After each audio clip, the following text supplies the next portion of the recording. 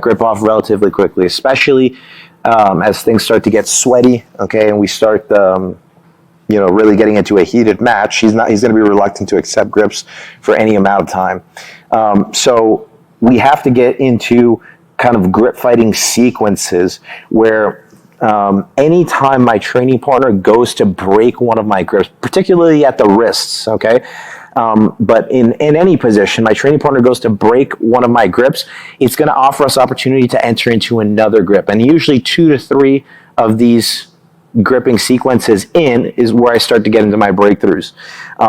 So let's say, for example, I come out, and let's say, for example, I have like a half butterfly, right? And I come out and I do a good job at taking a 2-on-1 on my training partner's arm, okay, on my training partner's near side arm. Now from here, this guy's going to go in and he's going to start addressing my grip. He's going to start taking my wrist off, and then from here he breaks my grip. And if I don't know how to re-grip from here, I'm just going to be back to square one. So the moment that I take a 2-on-1, he goes to fight my grip, I go in and I go to the opposite side. Okay, and now from here I can peel that grip off and start going into that far side 2-on-1. Okay, my training partner goes to break my grip again, and we can go through and we can start repeating this process and fighting my training partner's grips. Okay, so anytime my training partner takes a grip, anytime my training partner breaks one of my grips, he's going to offer us opportunities to get a hold of his wrist on the opposite side. So if I go to hold my partner's wrist on this side, I have his wrist. We take the grip off. Now all of a sudden, I'm in opportunities to enter into arm drags. Okay, if I take a 2-on-1 on this side, he strips my grip off. I take a cross wrist, and now all of a sudden I'm in opportunity to start entering into 2-on-1, okay, elbow or wrist on the opposite side. Okay, so every time my partner goes to strip off one of my straight grips, we have a straight grip of his. Okay, anytime my training partner goes to break one of my cross grips, we have a cross grip of his. Okay. So that's very, very important. Also, with that in mind, anytime my partner makes a grip, let's say, for example, he's trying to pin my wrist down to the floor, we're going to have access to his grips. Okay, so we're going to be able to strip a grip off, and then from here, go into attacks of our own. Say, for example, 2-on-1s, okay, and converting that into drags.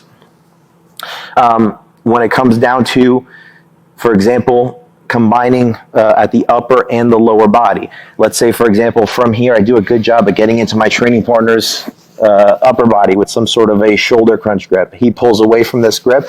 As he pulls away, he gives me opportunities to start going in and getting to my training partner's legs. If my training partner pulls away from this 2-on-1, again, from here, I can strip the grip off, and from here, create a situation where I can go in to my partner's legs, okay, and potentially now I can start entering into the lower body. So just a basic, in a nutshell, kind of in a very general sense, understanding the grips that we have, why we would potentially want those, and how we can start combining those grips, how we can start chaining them together. And as we start going further and further into techniques, we'll start putting it more and more. We won't just look at the singular techniques. We'll start looking at a kind of context, right, where I try to do something and that would create the opportunity for me to enter into the technique that we're going to look at. Okay, so just some basic ideas on grip fighting, okay, and the grips that we're going to be looking to utilize in the rest of the series.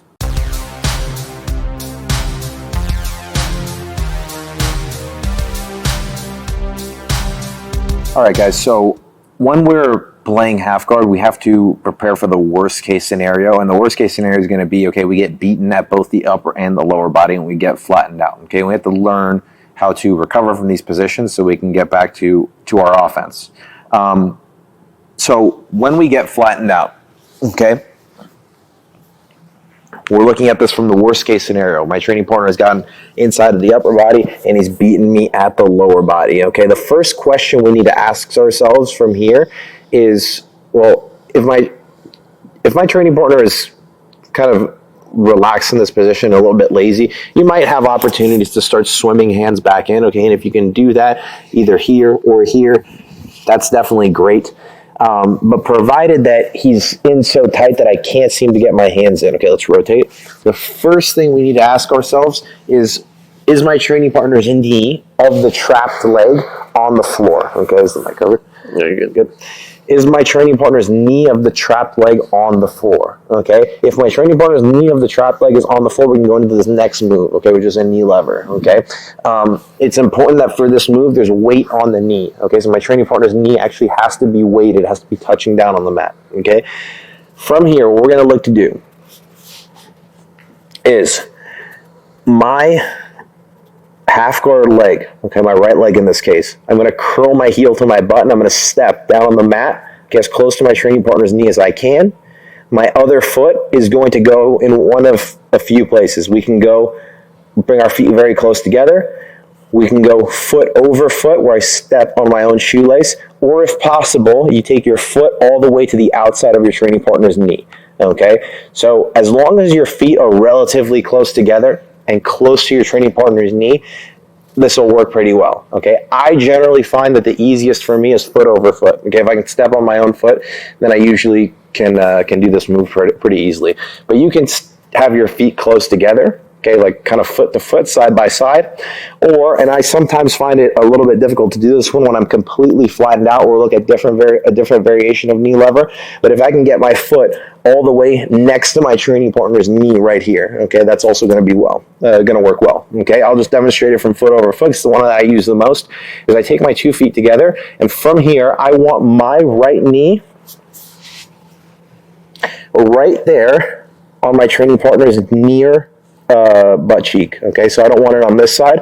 I want to bring it so that it's right here on the knee of the half guard leg. I step foot to foot and I pinch my 2 knees together, okay? Once I pinch my 2 knees together, my hips come ever so slightly off the floor, literally just hovering. So you can barely even tell that they come off the floor, but you should be able to just fit, okay, your hand underneath your hip, okay? So very, very tight pinch of my 2 knees, back heel and step on the floor. There's weight on my 2